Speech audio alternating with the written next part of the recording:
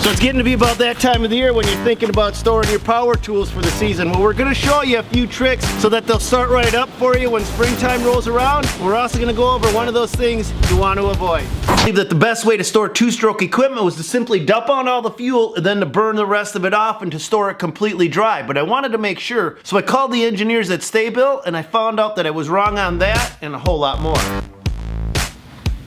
Alright guys, I've got Matt. He's the head of the engineering department for both sta-bil and Gold Eagle fuel products on the line, and we're going to talk about the shelf life of your fuel. After discussing this with Matt, I've just discovered that your typical gas that you get from a gas station has a shelf life of about 30 days max, and that means that's from the time of manufacturing. By the time it gets to the gas station and then gets in your gas tank, it may have already had 2 weeks on it, meaning you've got about 2 weeks of shelf life left on that. Is that right, Matt?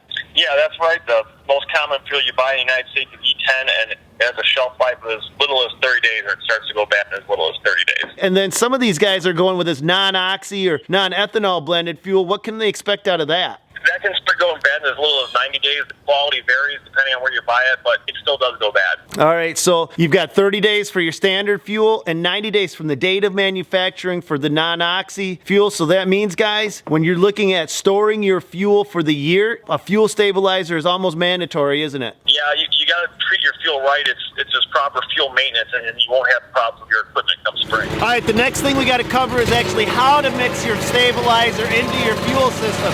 You actually want to mix it into the fuel tank itself and then pour that into the equipment individually. You don't want to add stabilizer directly into your individual pieces of equipment because you just won't get the right amount in. So by adding it into your fuel tank, you ensure that you get the right amount of fuel stabilizer into your fuel, and also you stabilize your fuel for the rest of the season. The one I choose to use is by sta-bil. This is designed specifically to stabilize fuel long term, but there's a trick to using this product. When you put it in the machine, you got to allow it to work its way through the entire system. That means running and operating the machine for at least 5 minutes.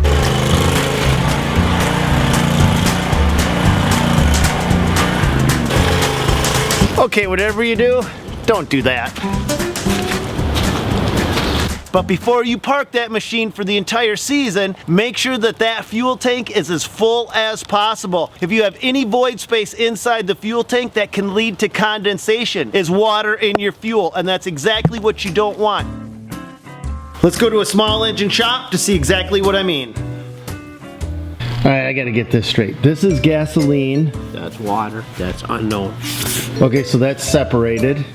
So that's like a layer of unknown. Super unknown. Super, not just unknown, super unknown. You pulled that out of a small engine? By the fuel tank. Left untreated, that water in the fuel can destroy your engine and give you difficulties when you go to fire it up in the spring. Now, unfortunately, I've learned a few of my lessons in life the hard way. One of them is never store your equipment with any debris on it whatsoever. If this mower is put away like this is nothing but an attractant for mice. Mice will get in here, but the worst part about that is mice don't stop with this nesting material, then they look for other things to chew on. I've had to completely gut out excavators because the mice have chewed up all the wiring. One of the things that you want to avoid is any food sources or anything like that, so don't leave sunflower seeds on any equipment, and make sure that you clean it up before you put it away for the season. Now, your storage facility doesn't have to be pretty to you, but to an animal, it looks like home. One way to keep out unwanted pests is by simply dropping mothballs around the perimeter inside where you store your equipment. I don't know why they hate it, but it keeps unwanted animals in check. Maybe because it smells like grandma's house.